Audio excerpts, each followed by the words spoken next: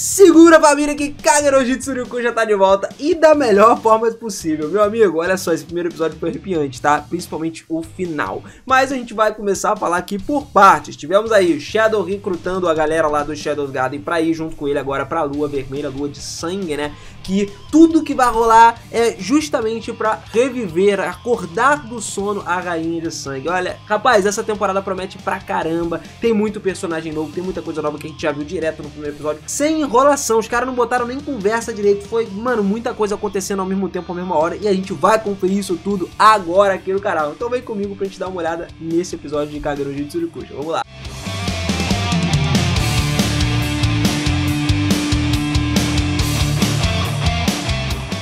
Fala, seus otakus, beleza? Eu sou o Minas e sejam muito bem-vindos a mais um videozão aqui no canal. E olha só, empolgação não pode faltar, meus amigos. Olha, vamos começar a falar sobre como rolou o episódio? Ó, enquanto comemorava lá com a Claire sobre a vitória do Festival Bushin, o Cid foi coagido a se juntar a essa expedição da irmã dele para a Associação dos Espadachins Mágicos para derrotar a Rainha de Sangue lá na cidade de Senlei. Acontece que eles juntaram os melhores espadachins mágicos para lutar contra ela, porque de anos em anos, assim, muitos e muitos anos, ela renasceria e voltaria a causar o caos em todo mundo. Tanto que quando a lua fica de sangue, né, a lua vermelha lá, todo mundo se transforma em gol e tudo mais, uns monstrengos tipo zumbi, sacou? E aí o Cid foi meio que puxado pela Claire. A gente não viu isso de cara no primeiro episódio. Primeiro a gente viu ele falando lá com a Shadow's Garden, só que já sobre esse acontecimento, ele já estava conversando com elas e todas elas já sabiam o que ia rolar, né, na cidade de Senlei, toda a lua de sangue, tudo o que ia acontecer e como elas iam trabalhar com relação a isso daí. Beleza, sem problema nenhum. Agora, depois aparece ele já sendo arrastado pela irmã dele lá, né? E olha só, o Cid também foi pra lá não só pelo fato de ajudar a irmã dele, mas sim porque ele viu uma oportunidade de reunir mais dinheiro, também bem como participar desse lendário evento que acontece da Lua Vermelha. Então ele aceitou essa tarefa, enquanto também recrutava os membros que era Beta, 664, 665 e o novo 666, que é quem?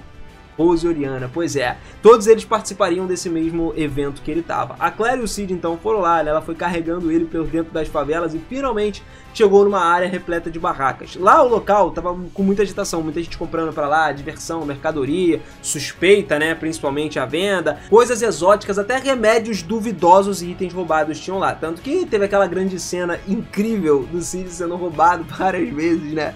Ele deixava a carteira na mão, opa, tudo bem, garoto? Pum, saiu, o cara levava a carteira, aí a gosminha dele lá e opa, veio duas carteiras dele e do cara que roubou. O cara saiu de lá rico.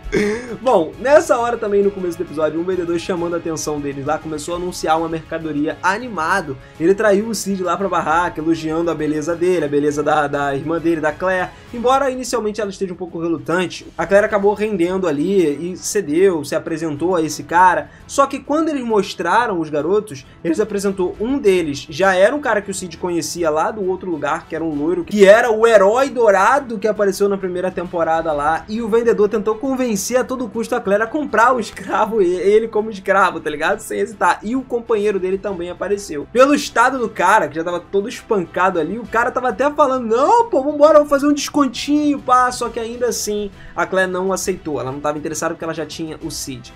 E aí o vendedor insistiu e mostrou o outro cara, o Quinton, que apareceu também, que tava com uma ferida grandona no estômago e uma expressão ameaçadora, o maluco tava preso de cabeça para baixo. O vendedor tentou fazer um último negócio oferecendo os dois, então, o Gold e o Kim, por um preço reduzido.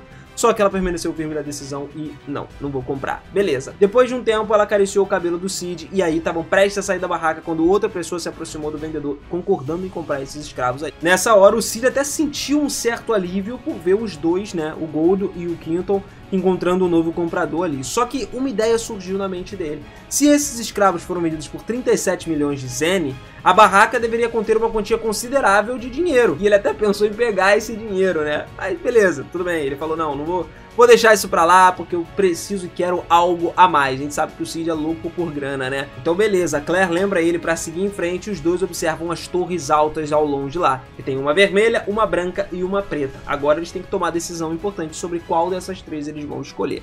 Assim que eles chegaram à base de operações da Guilda dos Espadachins Mágicos, a Claire foi convocada para uma reunião. Era um encontro onde todos os espadachins mágicos mais habilidosos discutiam e planejavam todas as missões dele para poder acabar com a Rainha de Sangue. E o Cid não recebeu um convite para isso. Apesar dos protestos da própria Claire, né, não tinha nada o que fazer com relação a esse negócio. Então ela pediu que ele esperasse lá enquanto ela participava da reunião. Só que aí ele não vai esperar, né? O cara não ia ficar lá sentado. O Cid resolveu dar uma volta, um passeio silencioso, um passeio furtivo por longe dela. E quando ele saiu, o sol já tinha se posto, já estava de noite. Só que aí apareceu no meio desse céu a lua avermelhada. Ó, o negócio começou a ficar sinistro, porque o Cid notou que essa lua, ela parecia ficar mais vermelha a cada dia. Só que os residentes da cidade sem lei não davam importância para isso. A cidade estava ocupada e todos se concentravam todas nas suas lutas diárias, todo mundo trabalhando, tentando garantir sua sobrevivência, entendeu? Garantir o pão de cada dia ali. Nesse lugar, na real, parecia funcionar de uma maneira muito misteriosa, né? Uma agitação surgiu então quando um grito começou a rolar.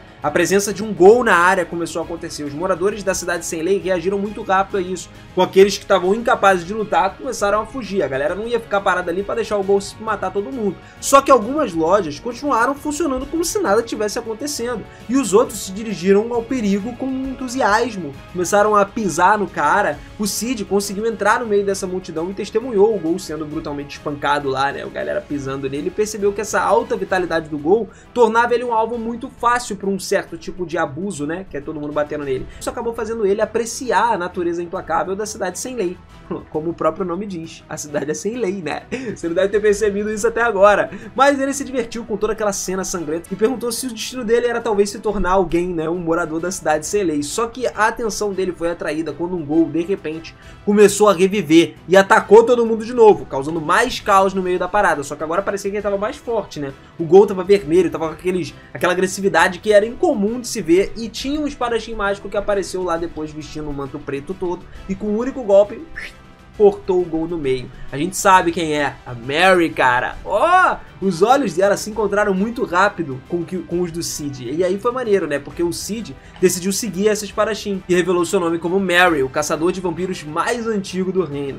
A Mary mencionou algo sobre Rampage e a Lua Vermelha também, deixando o Cid mais intrigado. E ele se sentiu atraído por toda essa atmosfera sombria do lugar. Não só atraído, né? O cara parecia que tava num, sei lá, num show perfeito pra ele. E ele até pegou aí, é legal que ele pegou a frase que a Mary usou pra ele, tipo assim, a luz está vermelha, fuja se você quiser manter a sua vida. Mas logo depois disso, a Claire percebeu que o Cid desapareceu e ela ficou muito preocupada, estava determinada a encontrar ele na cidade sem lei durante toda a noite, custe o que custar. Ela atravessou todas as cidades perigosas, perguntando às pessoas sobre o irmão dela. Ela, mano, continuou lá se afastando de qualquer ameaça que ela encontrasse, seguindo todas as pistas, e finalmente ela viu alguém com cabelos pretos. Só que o problema é que esse encontro aí acabou sendo ruim, porque ela viu essa pessoa sendo atacada por um gol num certo beco. Então ela agiu muito rápido, ela matou o gol. Só que quando ela olhou pro corpo ensanguentado, ela não conseguia ter certeza se era o Cid ou não. Mas como essa incerteza assombrava ela, ela lamentava ter trazido o Cid pra cidade sem lei, tava chorando, tipo, não é possível, como se não fosse o Cid. Mas aí nesse momento foi que a Mary, primeira vez, apareceu pra ela agora, a caçadora de vampiros, né? Ela se aproximou e perguntou sobre o garoto de cabelos pretos, e a Claire começou a explicar da sua busca, que tava procurando pelo irmão dela e tal. E a Mary menciona que viu 2 garotos de cabelo preto recentemente, só que um deles ria de uma forma assustadora antes de ser atacado por um gol. E a Claire descartou a possibilidade de ser o Cid, né? Porque ela não conhece a verdadeira personalidade dele. A Mary revela que o outro garoto era um espadachim mágico, que foi levado pelos subalternos da Rainha de Sangue, e provavelmente ele era quem seria sacrificado ali como início da Lua Vermelha para que a rainha retornasse à vida. A Claire insistiu em saber mais sobre tudo isso e concordou em ajudar a Mary, os se juntarem ali para poder salvar o irmão dela, já que provavelmente o Cid estaria dentro da torre, que não era o caso, né? No caso ela estava vendo a pessoa errada. Mas as duas se uniram ali para buscar mais informações sobre o Cid e a Rainha de Sangue. A Claire jogou a cabeça daquele cara que ela estava segurando, né? Porque ela viu que não pertencia, não era do Cid, e com uma determinação partiu para o meio da escuridão, prometendo salvar o seu irmão, enquanto a Mary, guiada para essas profundezas, passou para buscar na cidade também. O lugar para onde as duas foram, a Mary levou até a Claire para uma casa que estava basicamente em ruínas. Isso também não foi tão exposto, essa parte dessa conversa não apareceu tanto no anime assim. Elas foram para uma casa bem antiga, e no lugar, quando elas chegaram lá, a Mary acendeu uma lâmpadazinha e começou a explicar sobre a torre Torre Vermelha, onde a Rainha de Sangue, a Elizabeth, possivelmente mantinha-se lá. E ela prendeu o irmão da Claire lá. A Claire estava ansiosa para entender o que a Mary queria dizer com o sacrifício, né, que ela jogou aí, que provavelmente o Sid seria. E a Mary começou a contar a história dos vampiros. Ela revelou que a Elizabeth era uma rainha vampira progenitora que reinou há mais de 1000 anos no passado. Só que os humanos eventualmente descobriram as suas fraquezas. As 3 principais fraquezas do vampiro eram morte, quando o coração é perfurado, necessidade de sangue regular, elas precisam beber sangue regularmente, e a vulnerabilidade à luz solar, por isso que só ficam à noite. Padrão de vampiro, todo mundo conhece, né? Beleza. A Mary continuou explicando que durante uma lua vermelha, os vampiros se revoltam e causam destruição no mundo. E agora que elas estão na lua vermelha, quando tudo estava prestes a começar, com isso tudo a possibilidade de ressurreição da Elizabeth também veio à tona. A Claire estava determinada a impedir isso acontecer e perguntou muito para Mary sobre todos os detalhes possíveis. E a Mary explicou que um sacrifício de um jovem com grande poder mágico era necessário para poder reviver Elizabeth. E quando a lua vermelha começou, os vampiros ficaram mais fortes, mas também mais sedentos por sangue.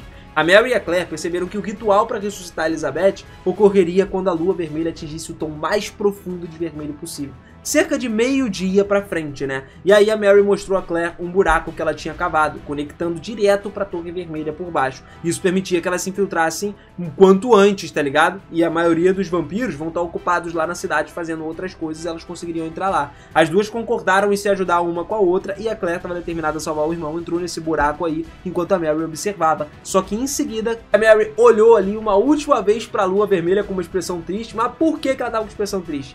Porque apesar dela ser uma caçadora de vampiros, cara, ela é um vampiro também. Pois é, já dou logo um spoiler pra você aqui, porque ela é um vampiro, vai ser apresentado mais pra frente. Depois disso, ela seguiu a Claire na escuridão. Bom, beleza, depois de encerrar o atendimento do último cliente do dia, a Mari fechou a porta do quarto e só ficou lá na luz iluminada do aposento dela, e ela ficou nos lençóis bagunçados e tal, pensando que o cara era horrível, e a Mari rapidamente vestiu uma roupa íntima dela depois de deitar na cama exausta por causa do dia cansativo. Os clientes de hoje não foram dos melhores clientes, ela só queria descansar, tá ligado? Só que um cheiro desconfortável dos lençóis úmidos, toda a atmosfera que estava lá acontecendo em comum, estava deixando ela não conseguindo fazer nada. Então ela se levantou e olhou para a janela. Só que assim, tudo começava a se dissipar, as pessoas gritando e tal, os sons de agitação, ela achou até que era briga de rua. Ela viu algo estranho, a cidade inteira parecia agitada, mesmo no momento que normalmente todos estariam indo para a cama, a lua vermelha de sangue ainda brilhava no céu. E a Mari percebeu as chamas ao longe, ali, o incêndio, tudo que estava acontecendo, os gols. Só que ao mesmo tempo isso tudo parecia desproporcional para ser só um simples incêndio. Então ela, olhando tudo acontecer,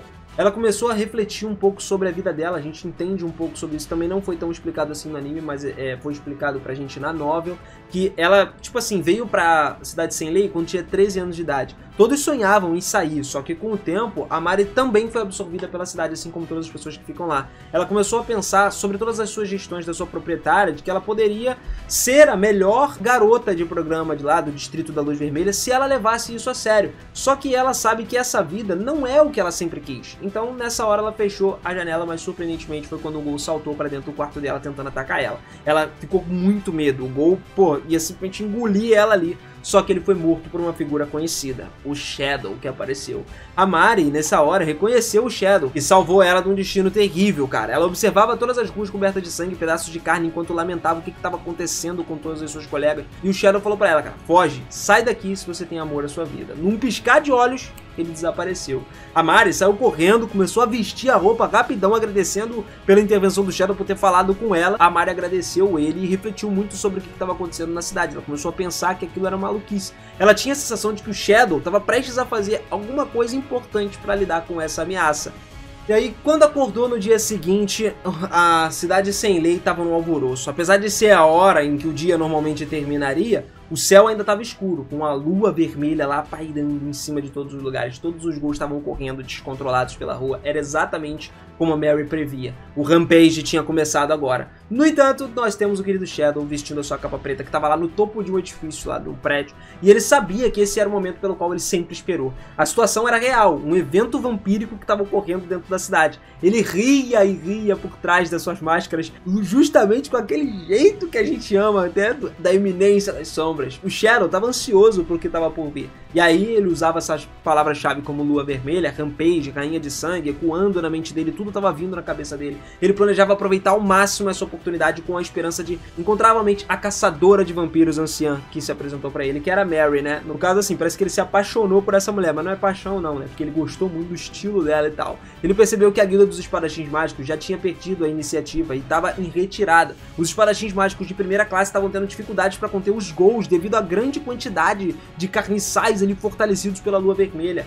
Cláudia, que era uma espadachim mágica de elite, liderava essa missão para acabar com a rainha de sangue, só que a moral dela estava diminuindo muito rápido. Então o Shadow não tinha intenção de colocar a própria vida em risco para poder salvar a guilda, mas ele admirava a coragem da Cláudia, que decidiu liderar a retirada ainda assim. Então rapidinho ele apareceu, percebeu a magnitude do ataque planejado que estava acontecendo ali e tomou uma decisão. Ele se lançou nessa batalha e a espada negra dele saiu, ó, rapando todo mundo ali ao mesmo tempo, aniquilando vários gols de uma vez só. E a Cláudia, que tava observando, ficou, mano, estatelada ali. Ficou tipo, caraca, mano, esse maluco é muito forte. Pois é. E depois da derrota dos gols, o Shadow se afastou dos espadachins mágicos e disse o seu nome. Shadow, aquele que se esconde nas sombras. Ele então partiu e deixou todos lá. Falou, ó, mais uma vez, né? Acho que engraçado que ele roubou a frase mais uma vez da Mary. Chegou lá e falou assim, corre, cara. Se você teme pela sua vida, se você quer ficar com a sua vida, corre, mano. E olha só, todos viram a força incrível e ficaram perplexos com o que o Shadow podia fazer.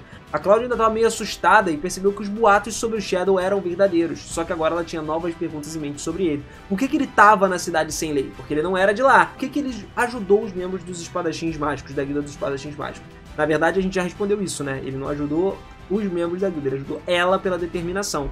Mas ainda assim ela ficou determinada a descobrir essas respostas enquanto ele desaparecia em direção à Torre Vermelha, sobre a Lua Carmesim. E olha só, lá em cima da torre tínhamos o Crimson, o líder supremo dos vampiros. Ele estava observando a cidade sem lei ali com os olhos determinados, cara. Ele começou a olhar para a lua vermelha que parava no céu escuro e a lua ainda não estava totalmente manchada de vermelho. E aí o Crimson sabia que o momento mais oportuno estava por chegar, cara. Ele questionava o subordinado dele sobre a situação da supressão da cidade, como é que eles estavam segurando os gols e tal. E o subordinado pensou um pouquinho ali, hesitou antes de responder, mas mencionou que tinha algumas áreas que estavam encontrando certa resistência, uma resistência até maior do que o esperado. E isso intrigou o Crimson, né? Porque, basicamente, ele perguntou sobre a Guilda de Espadachins Mágicos, se eles estavam causando problemas. Só que o subordinado explicou que não era a Guilda de Espadachins Mágicos, mas sim 3 pessoas que estavam resistindo fortemente. Yukimi, a feiticeira, Juggernaut, o tirano, e um terceiro cujo nome era desconhecido para ele. O Crimson reconheceu os dois, né, a Yukimi e o Juggernaut,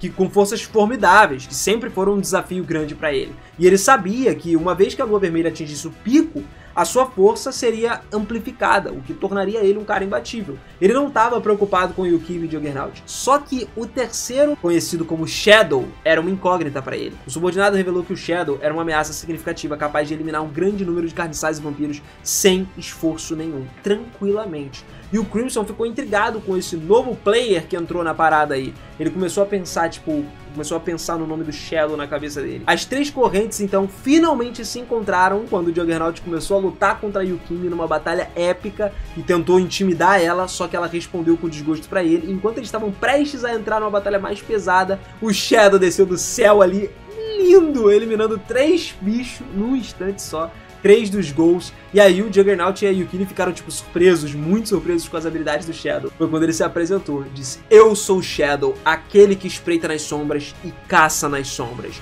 E assim, meu irmão, os 3 concorrentes ali estavam prontos agora para um confronto iminente que ia rolar. Ai, rapaz, finalizamos o episódio aqui com chavíssima de ouro. Eu gosto pra caramba de Kage no Jutsu Kusha, vocês sabem disso, falei muito desse anime aqui no canal. Óbvio que eu não podia deixar de fora essa análise do primeiro episódio e que me surpreendeu em cada momento. A gente falou aqui no vídeo de várias coisas que não rolaram nesse primeiro episódio do anime, mas que foram contados na novel, né? Inclusive como que eles chegaram lá e por que eles foram pra lá, ainda não foi contado nesse primeiro episódio explicitamente. Então eu já expliquei pra vocês aqui, pra ficar tudo bonitinho, beleza? Se vocês curtiram, então, capricha no like. Não custa você deixar o like aqui pra gente poder acompanhar Kage no Jutsu Kusha junto, mano. Eu já falei muito e eu quero falar mais. Lembrando que, mesmo com temporada nova agora, vai ter volume novo também. O volume novo de Kage no Jutsu Kusha vai ser lançado junto com a temporada, cara. E eu vou ler e vou trazer mais novidades pra vocês aqui. Quero muito saber o que tá acontecendo na história atual do volume e, ao mesmo tempo, acompanhar essa temporada, porque pra mim a adaptação do primeiro episódio foi incrível. Espero que eles continuem assim para as próximas adaptações dos próximos episódios. cara, pode ser um dos melhores animes dessa temporada, hein? Mas eu quero saber sua opinião também, né? Ela é importante. Comenta aí o que você achou desse primeiro episódio. Gostou? Não gostou? Achou forçado? Achou que não tá legal a animação? Tá perfeita? Tá melhor do que na primeira temporada? Tudo. Só comenta aí, tá ligado? Você pode comentar pra gente trocar uma ideia. E não esquece, meu bom, se você gosta de Kage no Jitsurukushi e quer acompanhar, se inscreve no canal, ativa o sininho, que isso vai fazer muita diferença. Você é inscrito aqui com o sininho ativado, você consegue acompanhar todos os vídeos que eu lançar de Kage no Jitsurukushi, beleza? Fora que já tem vídeo antigo aí, você pode assistir se você não assistiu, tá? Tamo junto aí, família. Beijinho no coração e eu te vejo na próxima. Até mais. Valeu!